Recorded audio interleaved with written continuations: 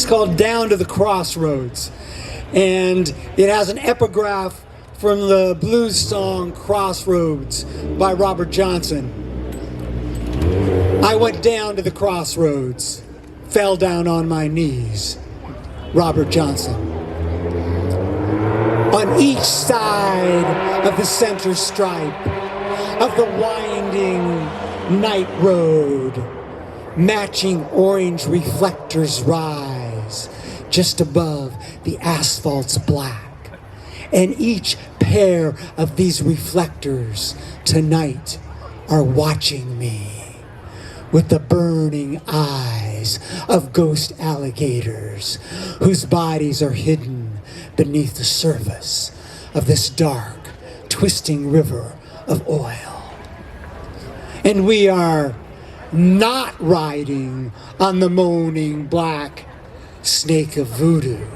This is not the vehicle to carry us to cosmic connection, the wind wailing, the engines mechanically drumming, and I feel us going faster and faster down, leaving behind the collateral roadkill of wild and native extinction, rolling down Cancer Alley, down to the crossroads of reckoning, where whichever way we turn leads to a dead end or takes us squarely back to where we came from.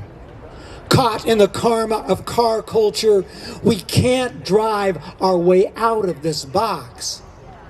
We've sold ourselves into the slavery of addiction, and possessed by corporations, we're accelerating downhill toward disaster, seemingly unable to even imagine life without driving, life without buzzing with the power of internal combustion.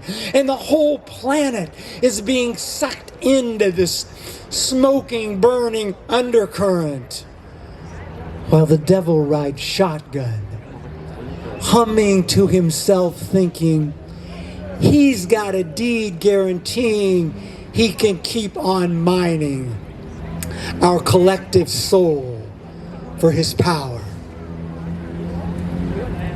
But there is a counter movement in the shadow world, and the spirits of our ancestors are coming back to reclaim the remains. And there will be consequences for the graves we've robbed, for not having let our fossil ancestors rest in peace, instead forcing them into a hellish zombie afterlife to fuel our craving for machines to do our bidding.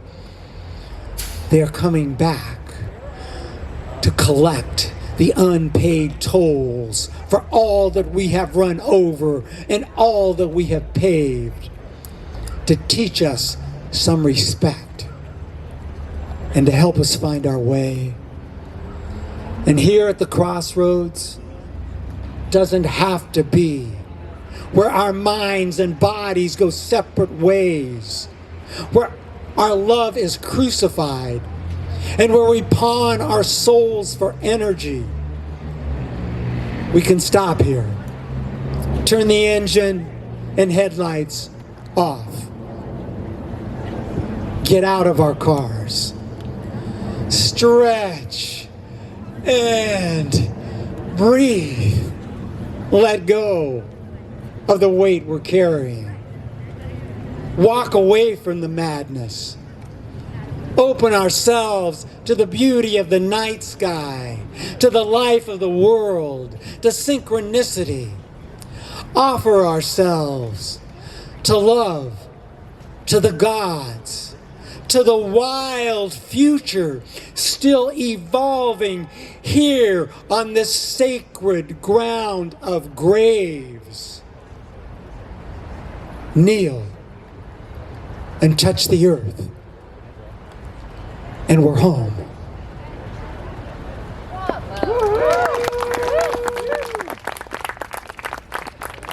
Thank you. So next up, we've got John Curl, and I've got a little bio here on my phone, which He's going to be reading today from Rainbow Weather, Poems for Environmental Healing. And that's, of course, one of our very big themes here. And he's also recorded this for the spoken word website, Voetica. And he, as I mentioned earlier, is a co-editor of Storm Warning. But I also want to say, if you were here a couple of weeks ago, you would have seen that he has been one of the stalwarts helping to carry on the Indigenous Peoples Day celebration in this place. And he was on the Indigenous Peoples Day Committee before I was, and still continued to be after I was. He was on the board of Penn Oakland before I was, and has continued to be after I was. He's a man who makes commitments and lives by them. Welcome up, John Curl.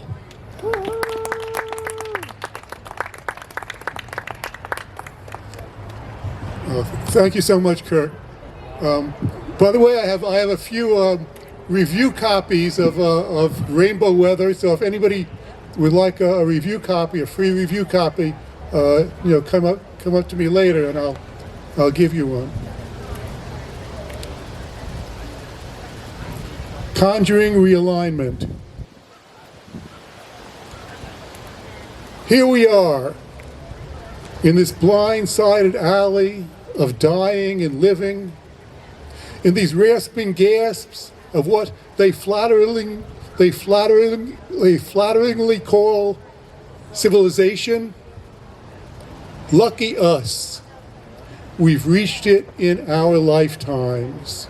Hurtling off the vertiginous cliff of destiny, they've been desecrating our sweet world and abusing each other ever since the human psyche began. They're hopeless. So why bother? Why even bother to write this poem? Who cares about a poem in a time of civilization collapse? Lo, the circle is drawn around us. The candle is lit. The power of water enters inside. Let there be the illusion of time. Let up be up and up be down. Let down be down. Let down be up. In this time of civilization collapse, unleash the powers in ancient sounds, in ancient words, ancient runes. Unleash the powers in ancient spells, incantations, invocations, divinations, conjugations. Now is the ancient boiling point. Now, the ancient flashpoint of rebellion. Dark forces, be gone. Out. Return to darkness. Be gone, all negative energy. Dark forces, gone. Lo, the circle is drawn around us. Leave our homes unharmed. Now is the dew point of realignment, of healing. Behold, the clouds part. The voices speak. This does not belong to you. This is our great-grandchildren's ocean. These are their forests, their homes, their streets, their food, their flowers. Dark forces, be gone. Out, return to darkness. Let there be shining. Let there be sharing. Let there be luminescence.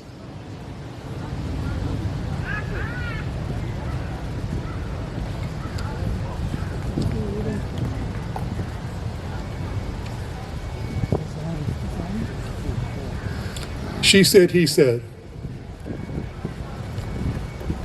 Don't worry about trying to fix it, he said, "We've destroyed this world past redemption, beyond habitability. It's dead, murdered. Our task now is to leave and colonize another planet." Wow. He really said that. Seriously.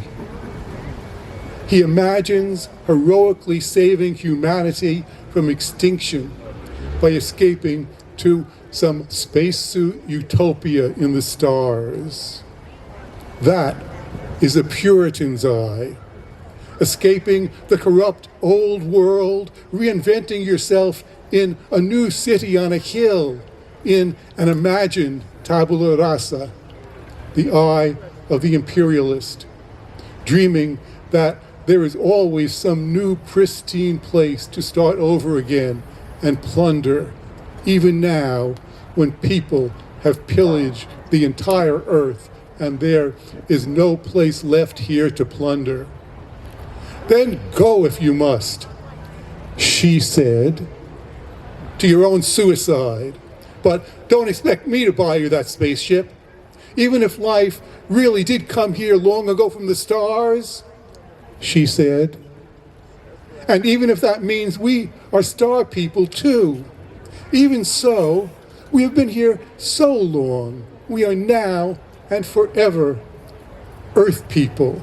And this Earth does not belong to us. We belong to her. This planet is not an object we can use, abuse, discard like so much garbage. Our task now is not to escape, but to stay right here, to hold fast to Earth, to learn to live here, to protect her. We are now and forever inseparable from her, our wild, watery habitat, our precious green mother.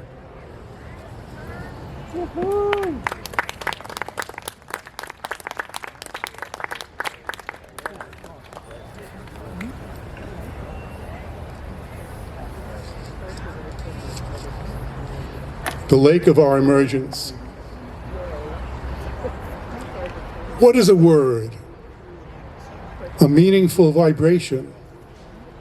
In the beginning was the Word, and the Word was creation. Rock, air, fire, water, oak leaves, ocean waves, tropical jungles, oscillates, gasps of ecstasy, groans of love. We look into each other's eyes as we pass in the street. We don't say a word, but we understand the meaningful vibrations beyond words or before words, both before and beyond words at the same time. All living things, all non-living things, music, waterfalls on this planet and beyond, flocks of small birds in the early morning, crickets at dusk, the gurgle of a baby, the voices in a singing brook. What are words? Meaningful vibrations. In the beginning was the Word, and the Word was creation. We walk these slippery banks along the lake of our emergence, the center pole of our forest, our muddy port of entry into this world, our origin of place, our place of origin. We step from the lake into the place we belong. Only briefly do we walk here today, learning how to be indigenous. These restless streets we pace, where our unborn great-grandchildren play. Breezes blow wavelets rolling toward the far shore, while around us hushed fields of poppies grow, and beneath our feet rocks melt, and caverns of magma flow. The uniforms, face shields, nightsticks, separating brother from daughter, sister from mother, do not separate illusion from delusion.